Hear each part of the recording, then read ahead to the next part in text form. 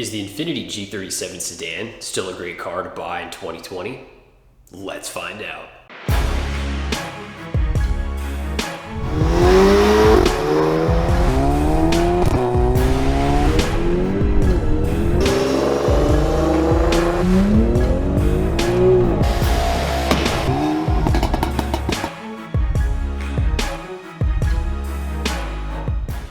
What's going on, guys? We're back here again today. Welcome back to the channel, Savage Panda Projects, the habitat for horsepower.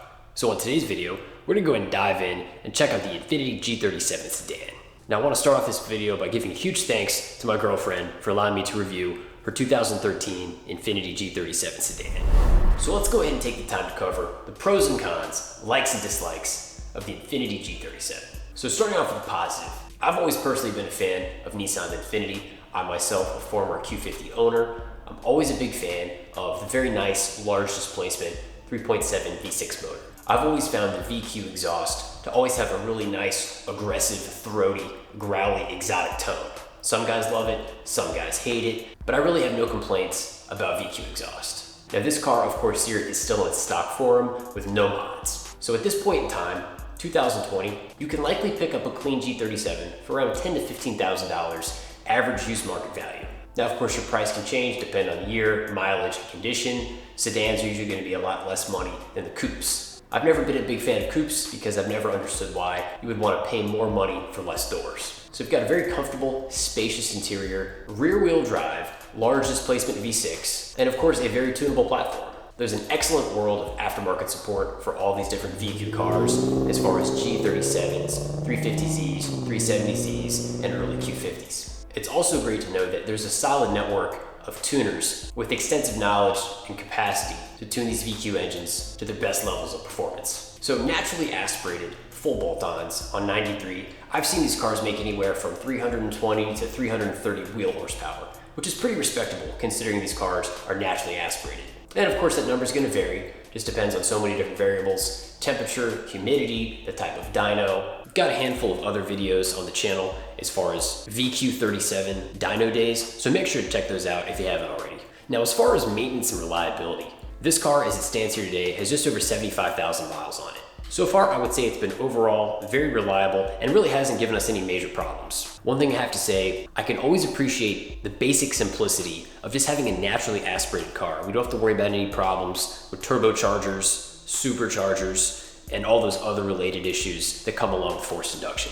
All right, so we've talked about everything I like about the G37 platform. Let's talk about some cons or drawbacks or anything I'm not so much a fan of. So I gotta say at this point in time, we're in 2020, this car is 7 years old. I think it goes without saying that the body style of the G37 is really starting to show its age. Both of the interior and exterior are starting to look pretty dated. But of course, we gotta keep in mind, this vehicle was introduced back in 2008. So definitely not the best interior or exterior at this point in time. I'm not gonna bore you guys going over the specifics of the interior, just because this is an older platform that's pretty well known. But if you're like me, you're always looking for a good deal as far as a comfortable, reliable, affordable, tunable car, I just don't think you can beat it for the money. I think most people are willing to live with an older, outdated exterior for what can really be an excellent car that can serve as a functional, reliable daily. Now, in my personal opinion, based on my experience with owning and modifying Infiniti vehicles, I found that the biggest downfall of the G37 platform, or really any Nissan automatic, is the terribly outdated 7-speed automatic transmission. Now, comparing the older 7-speed automatic in the G37 to modernized high-performance automatic transmissions like the ZF8 or like the DSGs and the Audis or Volkswagen, it does not shift very fast and it really does not respond well. I've never been a fan of that delay from the time you hit the paddle until the transmission actually changes gears. But if you're not going super crazy with massive power levels or an abundance of mods, I still think it's an overall very reliable transmission. I don't think people really blow them up until you start pushing over 400, 500 plus horsepower. And of course, for people that are interested in pro tuning, the quality of shift points can be improved using aftermarket performance software like EcuTech or UpRev to increase the line pressure. Now, one other drawback to the G37 platform is that most rear-wheel drive models, like this sedan here, are equipped with an open differential. Even in stock form, I find that this car really struggles to put any traction down. Now, of course, the sedans as well as the coupes do come in a sport trim level, which will come factory with a limited slip differential, which is going to be much better at putting down the traction.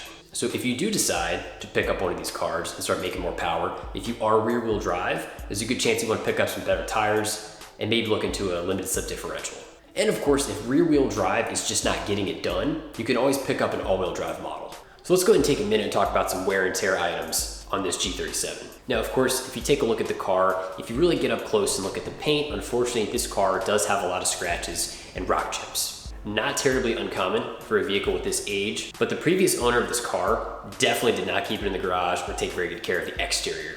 Nothing more painful for your everyday car guy than experiencing the massive tragedy of rock chips. Now, another thing I want to point out is the passenger side mirror of this car. If you take a close look, you can see it's actually not the same mirror that's found on the driver's side.